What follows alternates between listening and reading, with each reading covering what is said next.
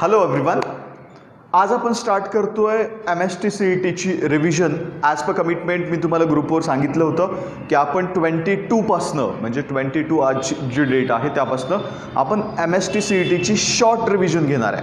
तुम्हाला sir what do by short revision? Short revision in the sense जे काही IMP chapters आहेत CETच्या दृष्टिकोनातून त्यांना आपण क्विक रिवाईज करणार आहे. ओके, तुम्हाला सर्वांना माहिती आहे आपला CETचा पोर्शन प्रॉपरली संपला आहे, परंतु आता खूप मोठा कम्युनिकेशन गॅप झाला आहे आणि तुमची एक्झाम सध्या तरी 4 जुलैला कॉल आहे. मे बी त्यामध्ये पोस्टपोन होऊ शकतं, कारण खूप साऱ्या स्टुडंटनी आपले जे शिक्षण मंत्री आहेत उदयजी सामंत त्यांना ट्विट केलेलं आहे, प्लीज पोस्टपोन MST-CET असं ट्विट झालेलं आहे. पण आता त्यावर ते काय डिसिजन घेत आहे हे वेळच ठरवेल.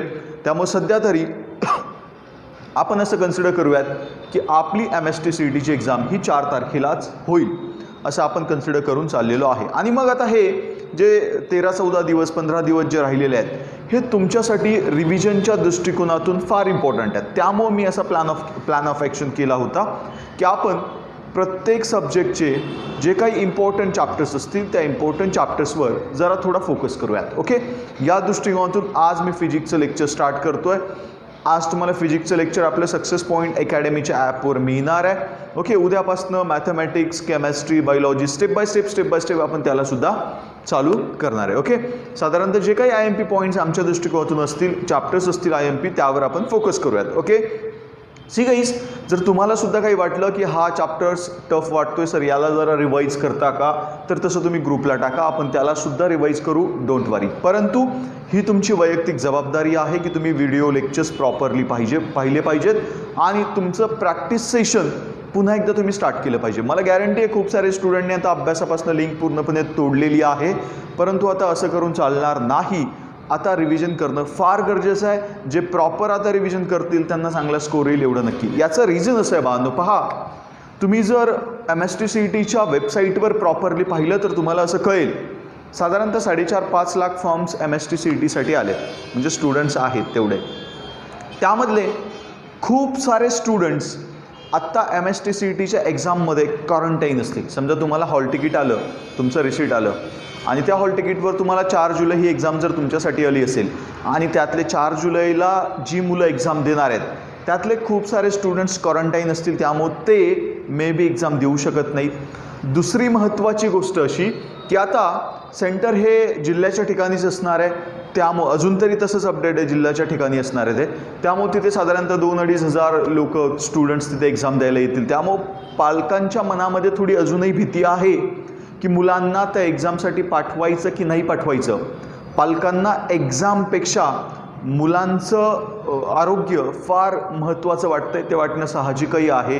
त्यामुळे खूप सारे पॅरेंट्स तुम्हाला असे मिळतील की ज्यांनी त्यांच्या स्टुडंट्सला, त्यांच्या मुलाला एक्झामसाठी पाठवलेलं नसणार आहे, त्यामुळे ते स्टुडंटसुद्धा एक्झाम देणार नाहीत. राईट, सो या सगळ्या गोष्टींचा विचार करता यावर्षी MST-CETला बाळांनो कॉम्पिटिशन फार कमी असणार हे गॅरंटी आहे. दुसरी गोष्ट, या कोरोनाच्या सगळ्या प्रोसेसमुळं मुलांच्या अभ्यासावर त्याचा परिणाम झालेला आहे आणि या सगळ्या गोष्टीमुळे यावर्षी MST-CETचा कट ऑफ हा सुद्धा कमी होणार.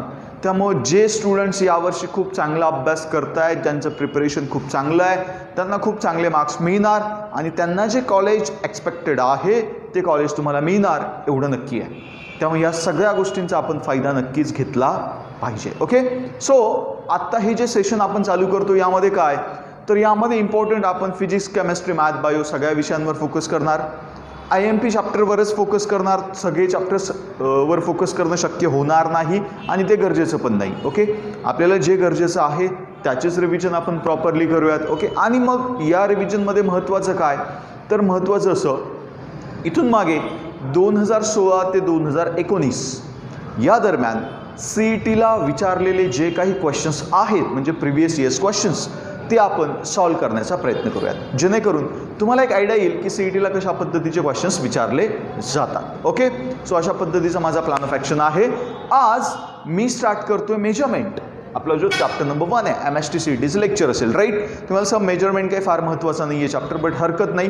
आज आपला फर्स्ट डे आहे, त्यामुळे फर्स्ट सुरुवात जरा आपण सोप्यापासून करूयात. त्यानंतर मी जरा एक सॉर्टिंग करतो की कोणते चॅप्टर्स IMP, आणि त्यानंतर त्या चॅप्टरवर आपण लेक्चर घेणार आहे. सध्या तरी आपण 2-3 दिवस सुरुवात सिक्वेन्स वाईज करू. MSTCET कायनॅमॅटिक्स अशा पद्धतीने आपण थोडं 2-3 दिवस यामध्ये जाऊ, आणि त्यानंतर मी एक प्रॉपर प्लॅन ऑफ ॲक्शन नुसार जे इम्पॉर्टंट चॅप्टर्स आहेत त्यावरच प्रॉपरली फोकस करेल. ओके, तर आपण सगळ्यात आधी पाहूयात 2019 मध्ये मेजरमेंट चॅप्टरवर MSTCETला कशा पद्धतीचे क्वेश्चन्स विचारले गेलेले आहेत. माझ्याकडे एक बुक आहे, होपसो तुमच्याकडे सुद्धा ते बुक असेल तर वेल अँड गुड, तुम्हाला तयारी करता येईल. बुकचं नाव आहे MTG ऑब्जेक्टिव्ह MSTCET. हे बुक यासाठी आहे की यामध्ये इथून मागे CETला विचारलेले क्वेश्चन्स आहेत. ओके, सो आपल्याला ते स्टेप बाय स्टेप घेणं शक्य होईल. सी गाईज, आपला क्वेश्चन नंबर 1 आहे जो 2019ला मेजरमेंट चॅप्टरवर विचारला आहे. आता याची PDF वगैरे काही तुमच्याकडे अवेलेबल नसणार आहे, त्यामुळे मला क्वेश्चन्स इथे नोट डाऊन करावं लागेल जेणेकरून तुम्हाला सुद्धा समजेल की क्वेश्चन काय आहे प्रॉपरली. त्यांनी म्हटले the dimensions of torque as the dimensions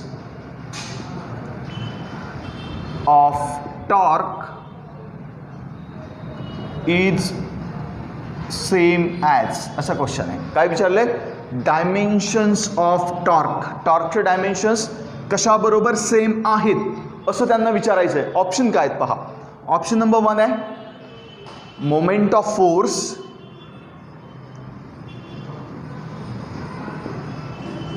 moment of force.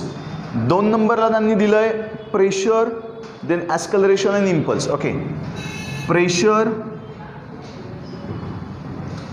ॲस्कलरेशन, impulse.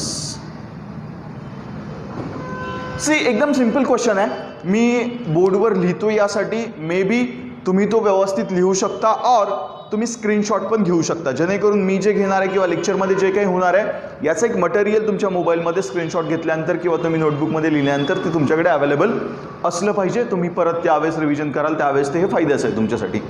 बांधनो measurement चॅप्टरवर as per my knowledge ह्या वर्षी तुम्हाला क्वेश्चन विचारला जाईल फक्त डायमेन्शन किंवा एररवरती, डायमेन्शन किंवा एररवर. त्यामुळे या 2 पॉईंटवर चांगल्या पद्धतीने तुम्ही फोकस करा.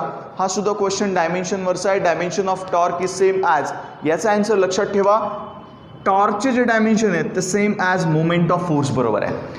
तुम्ही प्रेशर बरोबर असू शकत नाही, ॲस्कलरेशन बरोबर आणि इम्पल्स बरोबर पण असू शकत नाही. ते मोमेंट ऑफ फोर्स बरोबरच टॉर्कचे डायमेन्शन मॅच होतात. सो याचं परफेक्ट आन्सर असलं पाहिजे moment of force. Hope so तुम्हाला हा पॉईंट क्लिअर असेल. एकदम लक्षात ठेवा, टॉर्कचे डायमेन्शन्स इक्विव्हॅलंट असतील मोमेंट ऑफ फोर्स, टॉर्कचे डायमेन्शन्स इक्विव्हॅलंट असतील मोमेंट ऑफ फोर्स बरोबर. ओके, हा तुमचा फर्स्टवाला क्वेश्चन आहे जो MSTCET 2019ला विचारला गेला. खूप सिम्पल क्वेश्चन आहे, यामध्ये मला काही फार मोठं लॉजिक वाटलं नाही. ओके, याला रफ करूयात, थोडं पुढे जाऊयात आपण.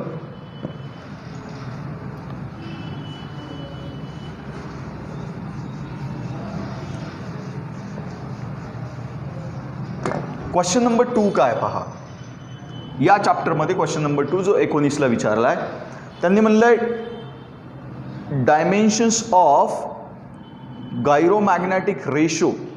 का म्हटलंय? Dimensions of gyromagnetic ratio. काय विचारलंय? Dimensions of gyromagnetic ratio. पुढे काय म्हणलंय त्यांनी, आणि त्यांनी डायरेक्टली माझ्यामध्ये ऑप्शन्स दिलेले आहेत. सो गाईज, गायरोमॅग्नेटिक रेशोचे डायमेन्शन्स तुम्हाला कॅल्क्युलेट करणं एकदम शक्य असेल, बिकॉज गायरोमॅग्नेटिक रेशोचा फॉर्म्युला आहे magnetic moment upon angular momentum. Right ना, हा वाला फॉर्म्युला आहे. So with the help of formula आपण गायरोमॅग्नेटिक रेशो जो आहे त्याचे डायमेन्शन्स इझिली कॅल्क्युलेट करू शकतो. राईट ना, हा वाला फॉर्म्युला आपण ऑलरेडी शिकलोय, magnetic moment upon angular momentum. मग तुम्ही जरा मॅग्नेटिक मोमेंटचा काय फॉर्म्युला आहे? मॅग्नेटिक मोमेंट आपण शिकलो ना, NIA. मॅग्नेटिक मोमेंट होपसो इथपर्यंत तुम्हाला क्लिअर असेल हा कॅमेरामध्ये. हां, तर मॅग्नेटिक मोमेंटचा फॉर्म्युला काय असतो? NIA ना, राईट. तर N नंबर ऑफ टर्न्स आहेत तो कॅन्सल झाला, राहिला फक्त IA. आणि अँग्युलर मोमेंटम MVR फॉर्म्युला बनला. आता डायमेन्शन्स लिहूयात, पहा कसे लिहिणार आपण. आय म्हणजे करंट, राईट, आणि ए म्हणजे एरिया. एरियाचे डायमेन्शन्स L2 असतो ना डायमेन्शन्स. अरे एरियाचा फॉर्म्युला काय, युनिट काय, मीटर स्क्वेअर. मग मीटर स्क्वेअरचे डायमेन्शन्स काय बनणार, Lचा 2 बनणार ना, आणि आयचा ॲज इट इज आहे. आता खाली लिहूयात एम म्हणजे मास आहे, त्याचं डायमेन्शन्स काय बनणार, M1 बनणार. व्ही म्हणजे काय, व्ही म्हणजे वेलॉसिटी आहे, त्याचा फॉर्म्युला काय असतो, मीटर पर सेकंड असतो, राईट ना. मग मीटर पर सेकंडचे डायमेन्शन्स, मीटर म्हणजे L1, राईट. सेकंड डिनॉमिनेटरला आहे, म्हणजे तो काय बनणार इथे, T⁻⁻1 बनणार, राईट ना. आणि त्यानंतर हा आर म्हणजे परत L1, राईट. मग आता याला जर तुम्ही व्यवस्थित पाहिलं तर तुम्हाला असं लक्षात येईल, हा L2 as it is, I as it is, divided by this M1 as it is, हा L1 आणि हा L1 किती बनला, L2 बनला, आणि हा T⁻1 ॲज इट इज, बरोबर. आता याला थोडं आपण शफलिंग करूयात. हा L2 आणि हा L2 किती बनला, L0 बनला, राईट ना. हा M1 ॲज इट इज लिहितो मी, बरोबर का. राहिला टी हा खाली -1 आहे, वरती गेल्यानंतर +1 बनला, आणि हा I as it is. These are the dimensions of gyromagnetic ratio. जरा मी चेक करतो बरोबर आहे का. काय लिहिलं आहे, MTL0.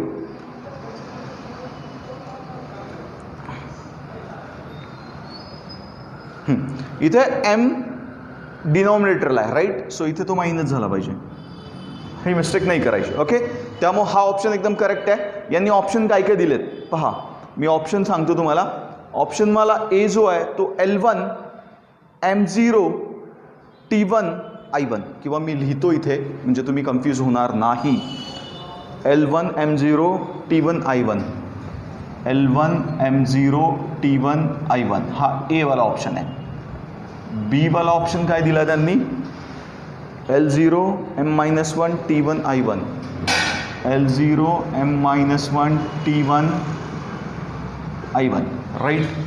सी वाला ऑप्शन दिला आहे त्यांनी, L1 M0 I0 T-1, L1 M0 I0 T-1, आणि डी वाला ऑप्शन दिला आहे, डी वाला ऑप्शन आहे L-1 M0 T1, L-1 M0 T1 I0.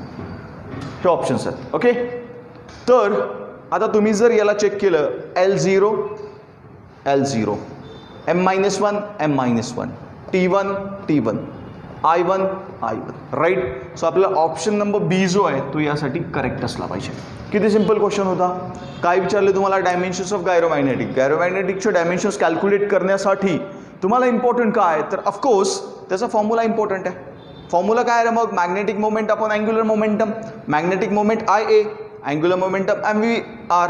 त्यानुसार त्याचे डायमेन्शन्स लिहिले, त्याला शफलिंग केलं, आणि आपल्याला काय मिळाले, डायमेन्शन्स मिळाले. सो अशा पद्धतीचा एकदम सिंपल क्वेश्चन 2019 मध्ये विचारला गेला होता.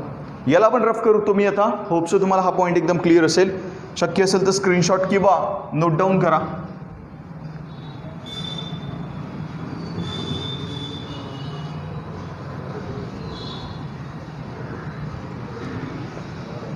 नेक्स्ट क्वेश्चनकडे जाऊयात. 2019 मध्ये या चॅप्टरवर 5 क्वेश्चन्स विचारले होते माझ्यामध्ये. हां, 5 क्वेश्चन्स विचारले होते, त्यामुळं एकदम इझी पॉईंट आहे हा. पहा पुढे जाऊयात. त्यांनी क्वेश्चन दिला आहे, the force F acting on a body.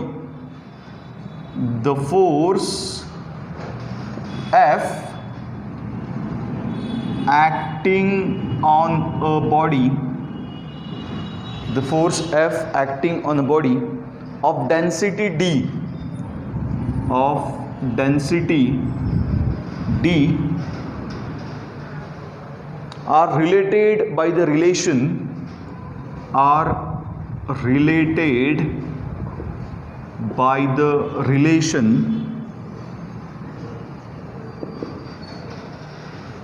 F is equal to y by under root D. The dimensions of y, the dimensions of y. आता वायचे डायमेन्शन्स तुम्हाला कॅल्क्युलेट करायला सांगितलेत बाळांनो, पण आता या फॉर्म्युलेनुसार वायचे डायमेन्शन्स कॅल्क्युलेट करणं खूप कठीण आहे असं मला अजिबातही वाटत नाही, बिकॉज तुम्हाला फोर्स दिला आहे एका बॉडीवर, ते ॲक्ट करत आहे आणि डी ही डेन्सिटी म्हटलं आहे आणि वायचे डायमेन्शन्स तुम्हाला विचारलेत, राईट. मग आधी वायचा फॉर्म्युला लिहूयात. According to this formula Y will become F into root D, right ना, एफ इंटू रूट डी. मग आता तुम्ही मला सांगा हा डी काय रे, तर डी म्हणजे डेन्सिटी आहे. मग याला आपण असं लिहूयात, पहा इथं लिहितो, इकडचं समजा क्लिअर असेल बोर्डवर आहे, कॅमेरामध्ये तुम्हाला बोर्डवरचं. So Y is equal to F into D raise to half, right ना. So Y is equal to काय विचारलंय, डायमेन्शन्स ऑफ वाय विचारलेत, राईट. मग आधी आपण स्टेप बाय स्टेप एफचे डायमेन्शन्स घेऊयात, मग डीचे डायमेन्शन्स घेऊयात. ओके, सो गाईज एफ म्हणजे काय रे, मास इंटू ॲस्कलरेशन. डी म्हणजे डेन्सिटी आहे ना, डेन्सिटीचा फॉर्म्युला मास ओव्हर व्हॉल्यूम, त्याचा रेस टू हाफ आहे, राईट. पाहूयात आता, पहा Y is equal to mass म्हणजे कशात लिहिणार, के जीमध्ये, ॲस्कलरेशन लिहिणार मीटर पर सेकंडमध्ये, सेकंड स्क्वेअरमध्ये, राईट. इंटू हा काय म्हणला, मास म्हणजे के जी, व्हॉल्यूम म्हणजे मीटर क्यूब, त्या दोघांचा 1/2, राईट. आता डायमेन्शन्स घेऊयात, पहा वाय इज इक्वल टू, इथे आता याचे पूर्ण डायमेन्शन्स काय येतील पहा. के जी म्हणजे किती रे, m1, हा मीटर आलाय म्हणजे L1, सेकंड आलाय म्हणजे T⁻². हे डायमेन्शन्स कशाचे बनले, फोर्सचे, राईट. आता याचे डायमेन्शन्स घेऊयात, पहा याला मी कसं लिहितो आता, K G raise to half upon मीटरचा cube raise to half, right. म्हणजेच काय, आता याचे मी सेपरेट आधी डायमेन्शन्स कॅल्क्युलेट करून घेतो, इकडे लिहितो मी, पहा K G raise to half upon, आता हा मीटर क्यूब रेस टू 1/2 आहे, म्हणजे हा बनला मीटर रेस टू 3/2, बरोबर ना. मग आता के जी म्हणजे m1 आहे, m आहे, त्याचा रेस टू किती आहे, 1/2 आहे, बरोबर, divided by m raise to 3/2 आहे. m म्हणजे काय, हा जो m आहे हा मीटरचा आहे, मीटर म्हणजे लेंथ आहे, right. So length raise to 3/2 बनला, बरोबर. मग आता याचे डायमेन्शन्स आपण लिहिलेत, m raise to 1/2 and l raise to 3/2. इथे घेऊयात आता, इथे काय होणार बघा, y is equal to m1 as it is, l1 as it is, T⁻² as it is, into इकडे काय m raise to 1/2 upon l raise to 3/2, बरोबर ना. हां, आता पहा एकदम सिम्पल, लास्ट स्टेपला आहे आता आपण. आता हा m1 आणि हा m रेस टू 1/2, त्याची काय होणार, ॲडिशन होणार पॉवरची. मग 1 + 1/2 is equal to 2 + 1/2 is equal to 3/2, right. एकदम सिम्पल मी तुम्हाला सांगतोय. म्हणजे हा m1 आणि m रेस टू 1/2 किती बनला, m रेस टू 3/2 बनला, राईट. त्यानंतर इथे काय l आहे, पण बाळांनो हा L1 आहे आणि हा l रेस टू 3/2 आहे. l रेस टू 3/2 डिनॉमिनेटरला आहे, न्यूमरेटरला गेल्यानंतर -3/2 बनेल, म्हणजे काय होणार इथे m - 3/2 झाला, right. So it will become 2 - 3/2 is equal to -1/2, right. So l raise to -1/2 आला, राईट. आता राहिला फक्त t किती आहे, T⁻² आहे. These are the dimensions of y. Okay, option जरा चेक करतो मी, काय आलं आपलं, m raise to 3/2, l raise to -1/2. Question number 3, हां, l raise to -1/2, m raise to 3/2 आणि T⁻². Very perfect. यामध्ये जो आता ए वाला ऑप्शन आहे तो करेक्ट आहे. आता मी ऑप्शन्स काय बोर्डवर लिहित नाही, माझ्यामध्ये खूप वेळ जातोय बाळांनो, त्यामध्ये तुम्हाला प्रोसेस समजणं फार गरजेचं आहे, राईट. क्वेश्चन हा आलाय, एवढं मी तुम्हाला सांगितलं आणि तो सॉल्व्ह कसा करायचा हे पण सांगितलं. ॲन्सर सुद्धा मी एकदम परफेक्ट दिलाय, मी त्याला व्हेरीफाय पण केलं बुक बरोबर. ओके, सो या पद्धतीने तुम्ही डायमेन्शन्स कॅल्क्युलेट करू शकता. पण नेसेसरी काय रे डायमेन्शनसाठी, तुम्हाला हे सगळे फॉर्म्युले गरजेचे आहेत. फोर्सचा फॉर्म्युला मास इंटू ॲस्कलरेशन, डेन्सिटीचा फॉर्म्युला मास ओव्हर व्हॉल्यूम, आणि त्यानुसार युनिट घेतलं की युनिटने डायमेन्शन्स कॅल्क्युलेट करणं शक्य असतं, राईट ना. मग फॉर्म्युला आला तर युनिट ऑटोमॅटिक जमतं, युनिट आलं तर डायमेन्शन जमतात, राईट. त्यामुळे फॉर्म्युला येणं फार गरजेचं आहे. आणि कॅल्क्युलेशन्स, हे जे कॅल्क्युलेशन्स मी करतो यामध्ये मिस्टेक्स होतात मोस्टली, त्यामुळे ह्या मिस्टेक्स अजिबातही करायच्या नाहीत. अशा पद्धतीने 3rd नंबरच्या क्वेश्चनचा आपण आन्सर काढलेला आहे. आपण याला रफ करूयात, थोडं पुढे जाऊयात. मग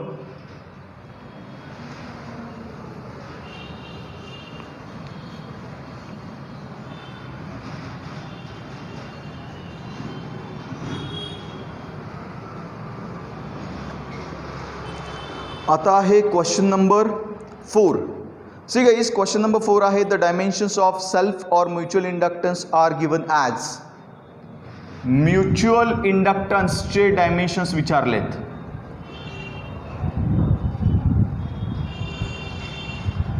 कसले डायमेन्शन्स विचारलेत? Mutual inductance. मग तुम्हाला माहिती आहे म्युच्युअल इंडक्टचा formula E is equal to -m di/dt. कुठे शिकलो आहे? इलेक्ट्रोमॅग्नेटिकमध्ये शिकलो आहे, राईट ना, इलेक्ट्रोमॅग्नेटिक इंडक्शनमध्ये. मग आता आपल्याला या एमचे डायमेन्शन्स पाहिजेत. हा एम इकडे मल्टिप्लाय इकडे डिवाइड होईल म्हणजे E/m is equal to minus of di/dt बनला, राईट ना. मग आता याचा रेसिप्रोकल करतो म्हणजे m/e is equal to minus of dt/di बनला, राईट. आता हा e इकडे डिवाइड आहे तिकडे मल्टिप्लाय होईल ना बांधनो. काय बनलं मग? m is equal to minus of e into dt/di. बरोबर. आता डायमेन्शन्स घेणं शक्य आहे. आता फॉर्म्युला मिळाला, पण हा ई कोणता आहे रे? EMF वाला ई आहे. कोणता ई आहे? EMF वाला. ओके. सो इथे EMFचा फॉर्म्युला काय असतो पहा. m इज इक्वल टू EMFचा फॉर्म्युला असतो एनर्जी पर युनिट चार्ज. काय फॉर्म्युला असतो? Energy per unit charge. आणि हा dt म्हणजे टाइम आहे आणि DI म्हणजे करंट आहे, विसरायचं नाही, बरोबर.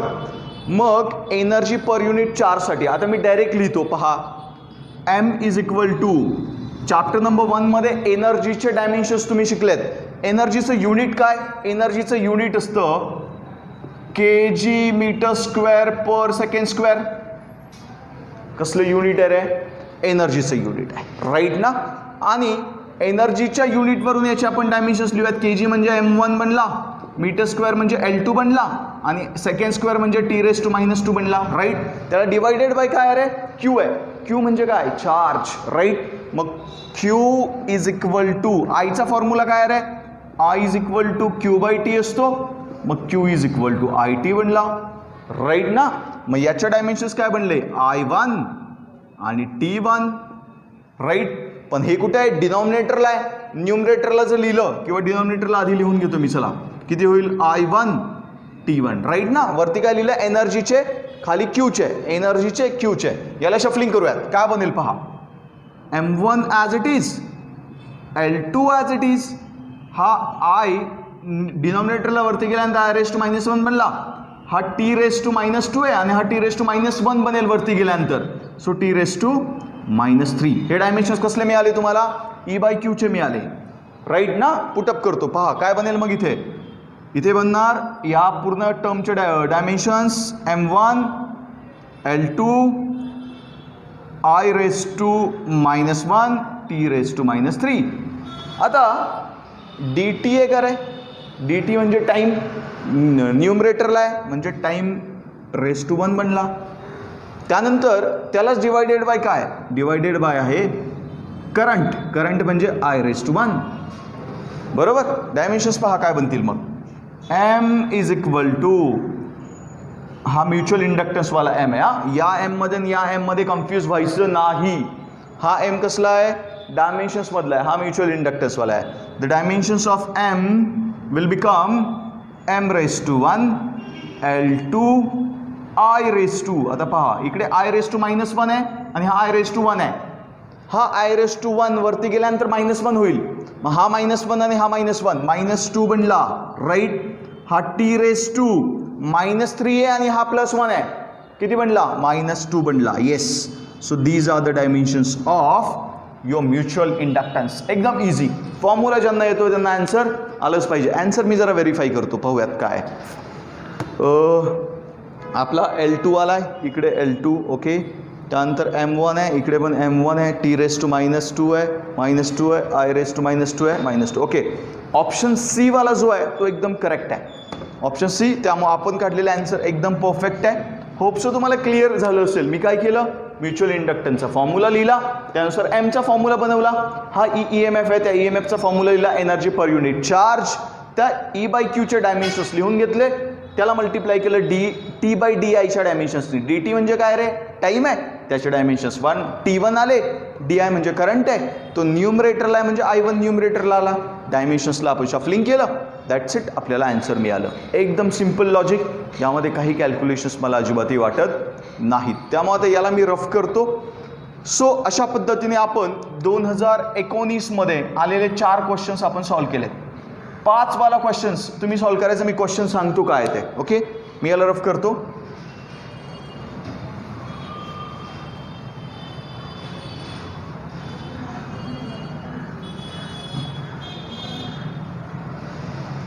क्वेश्चन नंबर 5 तुम्ही सॉल्व्ह करणार, आता मी तुमच्यासाठी देतोय. सिंपल क्वेश्चन आहे, सेम लाईक जसं आपण म्युच्युअल इंडक्टन्स केला तसाच. The ratio of dimensions, the ratio of dimensions, the ratio of dimensions of flanks constant, of flanks constant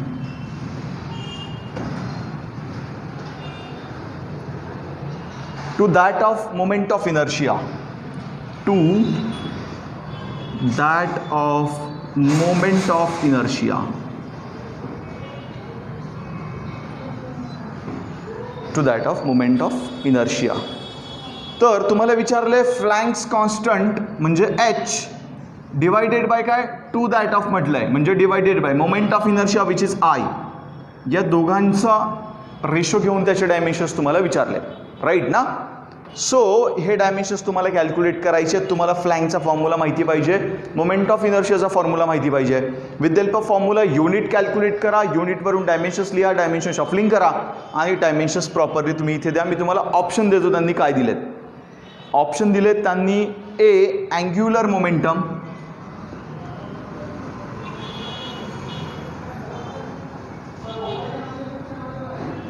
option बी दिलाय त्यांनी वेलॉसिटी, ऑप्शन सी आहे फ्रिक्वेन्सी, ऑप्शन डी आहे time. म्हणजे काय करायचं तुम्हाला आता, तर h/i या ज्या रेशो आहेत त्या रेशोचे डायमेन्शन्स घ्यायचे आणि ते डायमेन्शन्स कोणत्या डायमेन्शन्स बरोबर मॅच होत आहेत ते चेक करायचं. ओके, एकदम सिंपल क्वेश्चन आहे. विथिन 30 सेकंड तुम्ही याचा आन्सर कॅल्क्युलेट करू शकता. बट तुम्हाला फ्लॅंक्स कॉन्स्टंट आणि I दोघांचे फॉर्म्युले माहीत असणं फार गरजेचं. फॉर्म्युले आल्यानंतर त्याचे युनिट लिहा, युनिटवरून डायमेन्शन्स लिहा आणि ते डायमेन्शन्स कुठे मॅच होत आहेत ते चेक करा. ओके, एकदम सिंपल. अशा पद्धतीने याचा स्क्रीनशॉट घ्या, हा तुमचा होमवर्क आहे. अशा पद्धतीने 2019मध्ये जे काही विचारलं गेलं होतं ते आपण कव्हर केलं आहे. आता आपण 2018कडे जाऊयात. मी याला रफ करतो. खूप सिंपल क्वेश्चन CETला असतात. उलट मी जे शीट तुम्हाला दिलं होतं तुम्हाला असं लक्षात येईल की शीटमध्ये क्वेश्चनचा टफनेस नक्कीच जास्त होता. त्यामुळे अशा पद्धतीचे क्वेश्चन सॉल्व्ह करताना ज्यांनी जेन्युइनली माझं शीट सॉल्व्ह केलं आहे त्यांना हे क्वेश्चन एकदम इझी वाटतील, ज्यांनी खरंच प्रॅक्टिस केली असेल. आपण 2018कडे जाऊयात आता.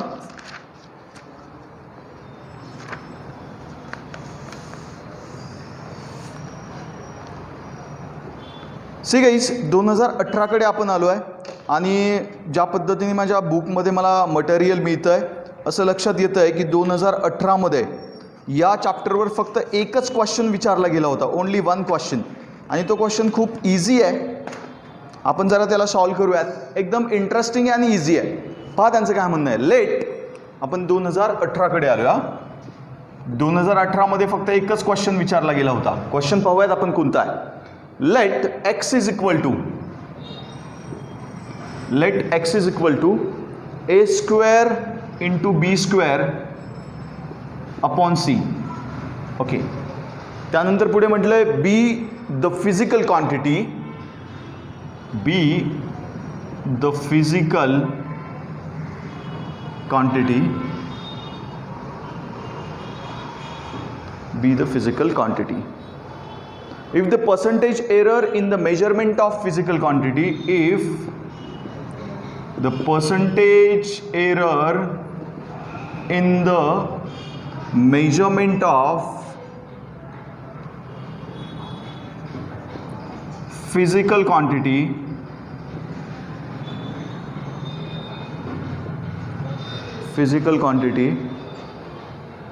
A, B and C is A, B and C is 2, 3 and 4% respectively. 2, 3 and 4% respectively. Okay, पुढे त्यांनी असं विचारलं आहे, the percentage error in the measurement of x. The percentage error in the measurement of x. हे formula दिलाय. X मध्ये percentage error किती आहे हे तुम्हाला विचारलेलं आहे आणि ए ची एरर 2 दिली आहे, बी ची 3 दिली आहे आणि सी ची 4 दिली आहे. जर असा क्वेश्चन कधी पण आला, लक्षात ठेवा करायचं काय, delta X by X percent हे तुम्हाला विचारलंय, राईट ना. Delta X by X percent म्हणजे पर्सेंटेज एरर, त्याला इंटू 100 पण तुम्ही लिहू शकता. इंटू 100 इज इक्वल टू, पहा ए किती टाइम्स आहे रे, 2 टाइम्स आहे ना स्क्वेअर आला. So 2 into delta A by A plus B किती टाइम्स आहे, 2 times, 2 into delta B by B plus C किती टाइम्स आहे, एकच times, so delta C by C. Are wedding my point. पुढे जाऊयात. Is equal to 2 into delta A by A किती आहे, 2 आहे, सो 2 इंटू 2% प्लस हा पण 2 आहे, 2 into delta B by B 3% plus delta C by C 4%, right. Is equal to 2 into 2 4% plus 2 into 3 6% plus 4%, 4 plus 6 10 plus 4 14%. It should be your answer. Check out करूयात. Option काय काय दिले. ऑप्शन दिलंय A वाला आहे option, option A 7%, option B 14%. Okay, very good. आपला option B match होतोय, so बी correct असला पाहिजे. सी ला 21% म्हटलंय त्यांनी अँड डी साठी म्हटलं आहे 28%. ओके, सो आपला ऑप्शनवाला जो बी आहे तो करेक्ट असला पाहिजे. बीला तुम्ही टिक करणार, हा एकदम करेक्ट आहे. असा क्वेश्चन कधी पण आला, प्रोसेस लक्षात ठेवायची. हा डिनॉमिनेटरला जरी असेल तर या प्रोसेसमध्ये तो ॲड होईल. इथे स्टुडंट कन्फ्यूज होतात. ओके, ही टेक्निक लक्षात ठेवा. डिनॉमिनेटरला जरी असेल तरी ॲड होईल. यावर अजून एखादा क्वेश्चन आपण पाहू एक्स्ट्रा प्रॅक्टिससाठी. ओके, 2018चा क्वेश्चन आपण सॉल्व केला आहे. आन्सर आहे बी 14%. स्क्रीनशॉट घ्या किंवा लिहून घ्या. त्यानंतर आपण थोडं पुढे जाऊयात 2017कडे.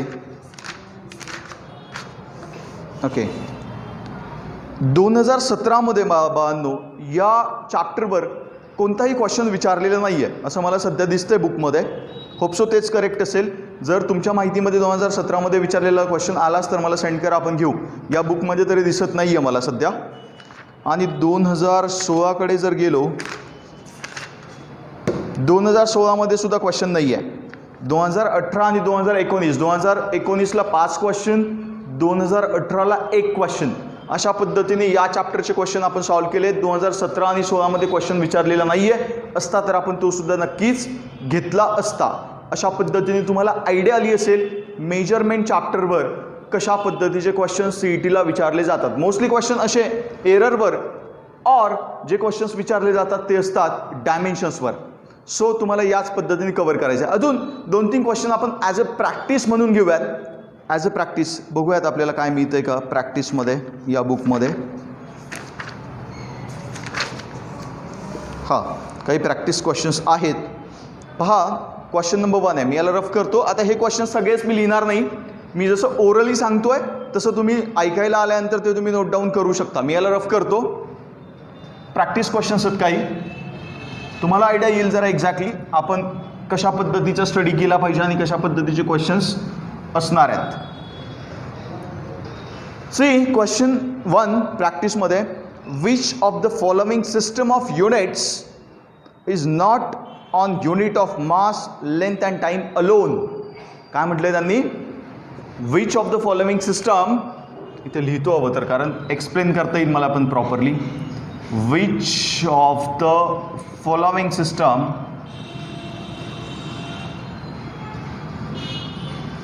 of units, following system of units is not based on is not based on mass, length and time alone. म्हणजे काय रे, तर कोणती सिस्टम ऑफ युनिट्स फक्त मास, लेंथ अँड टाईमवर डिपेंड नाही, अलोन म्हटलंय ना, फक्त डिपेंड नाही. तर तुम्हाला माहिती आहे सिस्टम ऑफ युनिट्स कोणत्या आहेत? एक आहे MKS फक्त लेंथ, मास, टाईमवरच डिपेंड आहे, बरोबर ना. त्यानंतर CGS ती सुद्धा लेंथ, मास, टाईमवर डिपेंड आहे. FPS ती सुद्धा या तिघांवरच डिपेंड आहे. राहती एकच system of units which is SI. SI मध्ये फंडामेंटल क्वांटिटीज येतात किती? 7. कोणत्या?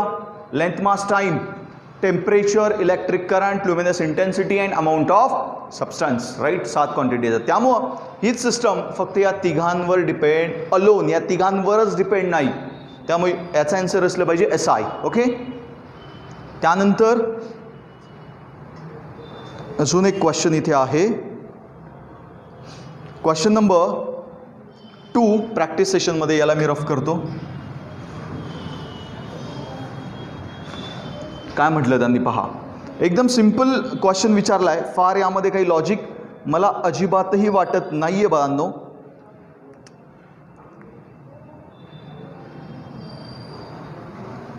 C, if voltage V is equal to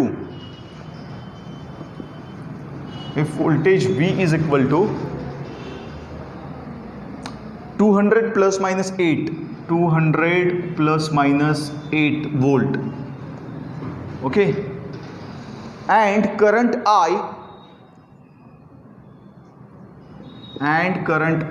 is equal to 20 plus minus 0.5 ampere. 20 plus minus 0.5 ampere. The percentage error in the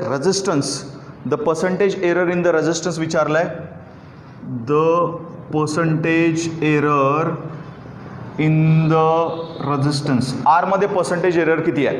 मग विचारलंय काय, delta R by R into 100 is equal to, right ना. Percentage error कशी calculate करणार तुम्ही? Calculate करणार delta V by V plus delta I by I, right ना. Values put up करायचे यामध्ये, सिंपल आहे. डेल्टा V by V म्हणजे 8/200 प्लस इकडे 0.5/20. कॅल्क्युलेशन्स करा, तुम्हाला आन्सर मिळेल. मी डायरेक्ट आन्सर सांगतो तुम्हाला, यामध्ये डायरेक्ट आन्सर येईल 6.5%. किती आन्सर येणार डायरेक्टली? 6.5. ओके. फॉर्मॅट मी मगाशी जो दिला 2018ला विचारलेला क्वेश्चन सेम वाला फॉर्मॅट आहे. ओके. कारण तुम्हाला फॉर्म्युला आरचा तर असा आहे ना बाळांनो, V by I. सो हा जरी डिवाइड असेल तरी याला प्लस होणार पुढे, हे मी तुम्हाला सांगितलं. ओके. सो अशा पद्धतीने हा वाला क्वेश्चन तुम्ही सॉल्व्ह करू शकता. याचा आन्सर तुम्हाला येणार आहे 6.5%. आपण थोडा अजून एखादा क्वेश्चन पाहूया त्यामध्ये कशा पद्धतीचा क्वेश्चन विचारला जाऊ शकतो.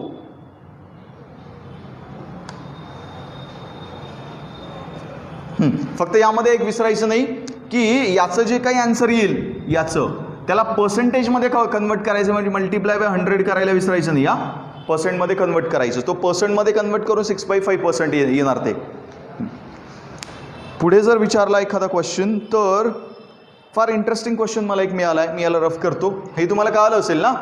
Delta R by R into 100 केलं, delta V by V plus delta I by I, त्याच्या व्हॅल्यूज पुटअप करून जे आन्सर येईल त्या आन्सरला मल्टिप्लाय बाय 100 केलं तर 6.5% तुम्हाला आन्सर मिळून जाईल. Okay.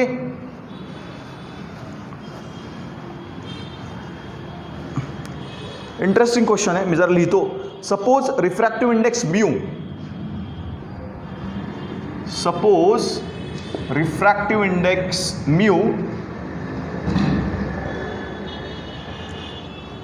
is given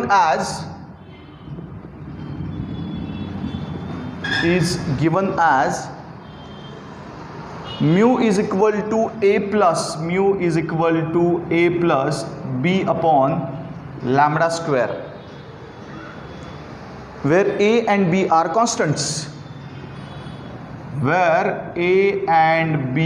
are constants.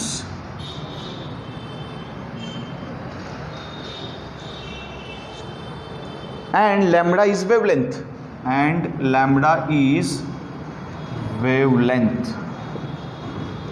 Right. then dimensions of B are same as, then dimensions of B is same as असं म्हटलंय, is same as. Option A काय दिलाय त्यांनी, वेवलेंथ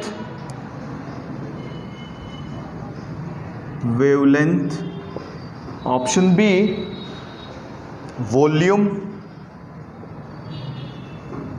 ऑप्शन सी आहे प्रेशर, आणि ऑप्शन डी तुम्हाला मिळतोय which is area. पहा क्वेश्चन एकदा रिपीट करूयात. Refractive index mu is given as mu is equal to A plus B upon lambda square, where A and B constant आहेत आणि lambda wavelength आहे. तर बीचे डायमेन्शन्स कशाबरोबर मॅच होतील असं तुम्हाला विचारलंय. बांधू म्यूचा फॉर्म्युला काय रे, म्यूचा फॉर्म्युला तुम्ही म्हणाल wavelength in vacuum upon wavelength in other medium. बरोबर ना. दोघांचे डायमेन्शन्स काय असले पाहिजेत, युनिट काय असले पाहिजेत, सेम. ही पण वेवलेंथ आहे, ही पण वेवलेंथ आहे, दोन्ही पण लेंथच आहेत, म्हणजे मीटर अपॉन मीटर ते काय होणार, मीटर अपॉन मीटर एकमेकांबरोबर कॅन्सल झाले. सो ही जी क्वांटिटी आहे म्यू ही बनली डायमेन्शनलेस. कोणती क्वांटिटी बनली, डायमेन्शनलेस क्वांटिटी बनली, राईट ना. मग तुम्ही मला सांगा, आपण चॅप्टर नंबर 1 मेजरमेंटमध्ये डायमेन्शन्स ऑफ फिजिकल क्वांटिटीची ॲप्लिकेशनमध्ये फर्स्टवाला ॲप्लिकेशन तुम्ही शिकलेत to check the correctness of physical quantity, right. मग तुम्ही मला सांगा, यामध्ये हा जो फॉर्म्युला तुम्हाला दिला आहे mu is equal to A plus B upon lambda square, ही जर डायमेन्शनलेस क्वांटिटी आहे तर ही पण डायमेन्शनलेस क्वांटिटी असणार, राईट. पण यामध्ये सुद्धा ए सुद्धा डायमेन्शनलेस आणि बी अपॉन लॅम्बडा स्क्वेअर पण डायमेन्शनलेस. हेच तर आपण ॲप्लिकेशन नंबर 1 ऑफ डायमेन्शनल ॲनालिसिसमध्ये शिकलो आहे, राईट ना. ही जर डायमेन्शनलेस क्वांटिटी आहे म्यू, तर ए पण डायमेन्शनलेस आणि बीटा अपॉन लॅम्बडा स्क्वेअर पण डायमेन्शनलेस. मग तुम्ही मला एक सांगा, बीटा अपॉन लॅम्बडा स्क्वेअर ही जर डायमेन्शनलेस क्वांटिटी आहे तर डायमेन्शनलेस कधी असेल रे, ज्यावेळेस upper unit is equal to lower unit और upper dimension is exactly equal to lower dimension, तरच एकमेकांना कॅन्सल होणार ना ते आणि डायमेन्शनलेस बनणार. म्हणजेच dimensions of B is equal to dimensions of lambda square. अरे यशोनो, हे जर इक्वल असतील तरच ते कॅन्सल होतील एकमेकांना आणि डायमेन्शनलेस बनेल, राईट ना. मग या दोघांचे डायमेन्शन जर इक्वल आहेत, तुम्ही मला सांगा लॅम्बडा म्हणजे काय, तुम्ही मला sir it's a wavelength, right ना. मग ती एक पद्धतीची काय लेंथ आहे, त्या लेंथचा स्क्वेअर आहे. स्क्वेअर आहे म्हणजे एलचा 2 हे डायमेन्शन्स इथे आले पाहिजेत लॅम्बडासाठी. हे काय लेंथ आहे, लेंथचे डायमेन्शन्स एल असतो पण त्याचा स्क्वेअर आलाय ना, मग इथे एलचा 2 आला, हे त्याचे डायमेन्शन्स आले म्हणजे M0 L2 T0 हे त्याचे डायमेन्शन्स आहेत, बरोबर ना. मग हे डायमेन्शन्स कशाचे असणार, बीचे असणार. बीचे डायमेन्शन्स किती मिळाले तुम्हाला, मग एलचा 2 मिळाला. यालाच तुम्ही कसं लिहू शकता, इथे लिहितो मी, याला लिहिणार dimensions of B is equal to M0 L2 T0, right ना. अशा पद्धतीने का लिहिलं हे मी, तर ही लेंथ आहे वेवलेंथ, राईट ना. त्याचं युनिट मीटर पण त्याचा स्क्वेअर आलाय metre square, so dimensions L square येणार, राईट.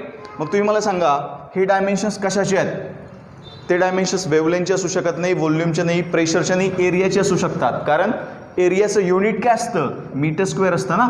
मग याचं युनिट मीटर स्क्वेअर, अरे याचं पण unit metre square, unit same तर डायमेन्शन काय, ऑफकोर्स सेम, राईट. सो हे जे आन्सर आहे त्यामध्ये तुमचं डी वाला ऑप्शन करेक्ट असला पाहिजे, एरिया. ओके. सो अशा पद्धतीचे कोणतेही क्वेश्चन आले तर तुम्हाला नेसेसरी फॉर्म्युला बांधणं, फॉर्म्युला आणि थोडे कॉन्सेप्ट तुमच्या क्लिअर असतील तर असे क्वेश्चन्स तुम्ही इझिली नक्कीच सॉल्व करू शकता. आता अजून एक क्वेश्चन घेतो मी, इंटरेस्टिंग आहे, याला रफ करतो. होपसो तुम्हाला हा पॉईंट एकदम क्लिअर असेल. एकदम इझी लँग्वेजमध्ये मी तुम्हाला एक्सप्लेन करण्याचा प्रयत्न केलेला आहे. चॅप्टर खूप इझी आहे, तुम्हाला फ्लोमध्ये आणण्यासाठी आपण जरा सोप्यापासून सुरुवात करतोय, हळूहळू आपण टफ करूयात नंतर, म्हणजे टफ चॅप्टरकडे फोकस करूयात. अजून एक क्वेश्चन दिला आहे, newton metre square per kg². Newton metre square per kg² is unit of. कसलं युनिट आहे रे? शिकलेत का हे सर तुम्ही? Newton metre square per kg². जरा आठवावं लागेल. कसं काय आठवावं लागेल? न्यूटन कशाचं युनिट आहे? फोर्सचं.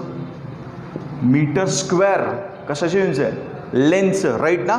जिथे काय येणार? लेंथचा स्क्वेअर अपॉन kg² कशाचं युनिट आहे? मीटर्स मासचं. इथे घेणार मास इंटू मास. राईट ना? याकडे तुम्ही जर प्रॉपर लक्ष दिलं तर तुम्हाला असं लक्षात येईल, this is the unit of capital G. तुम्हाला सर कॅपिटल जी म्हणजे ग्रॅव्हिटेशन जो चॅप्टर आहे तुमचा, त्या ग्रॅव्हिटेशनमध्ये आपण युनिव्हर्सल ग्रॅव्हिटेशनल कॉन्स्टंट शिकलो ना. जसा न्यूटनने फॉर्म्युला दिला F=g m1m2/r². राईट? मग जीचा फॉर्म्युला काय बनला? जीचा फॉर्म्युला बनला F r²/m1m2 g. जीचा फॉर्म्युला युनिट पहा. एफचं काय? न्यूटन. r² म्हणजे डिस्टन्सचा square, metre square, upon m1m2 mass 1 into mass 2 kg into kg². Right ना? म्हणजे हे जीचे युनिट आहे. जी म्हणजे युनिव्हर्सल ग्रॅव्हिटेशनल कॉन्स्टंट. यामध्ये ऑप्शन आहे का? हां, ऑप्शन आहे सी वाला. ग्रॅव्हिटेशनल कॉन्स्टंट म्हणून लिहिलं आहे तो ऑप्शन तुमचा एकदम परफेक्ट असणार. ओके, लास्ट क्वेश्चन घेतो मी, म्हणजे आजचं लेक्चर आपण थांबूयात. एक क्वेश्चन इथे मला दिसतोय, which one of the following is not derived unit. खालीलपैकी कोणतं युनिट डिराइव्ड युनिट नाही आहे? ऑप्शन काय म्हणतात ते? Frequency, flanks constant, gravitational constant आणि इलेक्ट्रिक करंट. तर डिराइव्ड युनिट कोणतं नाही आहे? जे डिराइव्ड युनिट नाही आहे म्हणजे ते फंडामेंटल असणार. आणि फंडामेंटलमध्ये 7 फंडामेंटल क्वांटिटीज येतात जे मी तुम्हाला सांगितल्या, ज्यामध्ये इलेक्ट्रिक करंट पण येतो. त्यामुळे ऑप्शनमध्ये इलेक्ट्रिक करंट आहे तर तेच ऑप्शन काय असलं पाहिजे? करेक्ट असलं पाहिजे. ओके, त्यामुळे या प्रश्नाचं आन्सर असलं पाहिजे इलेक्ट्रिक करंट. अशा पद्धतीने एक 10-11 क्वेश्चन्स मी तुमच्यासमोर सॉल्व्ह केलेले आहेत. 92 लक्षात ठेवा. आपण करतोय काय? रिव्हिजन तुमच्यासाठी आहे. फक्त सिलेबस आपण कव्हर केला आहे, बट तुम्ही स्टुडंटला चांगला स्कोर आला पाहिजे या दृष्टिकोनातून आम्ही परत एकदा स्टाफला सांगून रिव्हिजन तुमच्यासाठी स्टार्ट करतोय. बोर्डला इथून मागे कोणते क्वेश्चन्स पडलेत या पद्धतीचा फॉर्मॅट आपण या रिव्हिजनमध्ये घेतोय. सो ही तुमची वैयक्तिक जबाबदारी आहे की तुम्ही व्यवस्थित अभ्यास केला पाहिजे. ज्यांनी ॲप डाउनलोड केलं नसेल त्या तुमच्या सगळ्या मित्रांना तुम्ही ॲप डाउनलोड करायला सांगा. ॲपमध्ये जर काही इश्यू आला डाउनलोडिंग फॉर्ममध्ये किंवा काही साईनअप झालं नाही काय, सूरज सरांना फोन करा, ते तुम्हाला गाईड करतील. पण व्यवस्थित प्रॅक्टिस करणं फार गरजेचं आहे. आजचं आपलं मेजरमेंट चॅप्टरची रिव्हिजन इथे पूर्णपणे संपली आहे. उद्या आपण नवीन चॅप्टरबरोबर नवीन लेक्चरमध्ये येऊयात. आणि एक गोष्ट लक्षात ठेवा की उद्यापासून आपण step by step mathematics, chemistry, बायोलॉजीवर पण फोकस करणार आहोत. Thank you so much.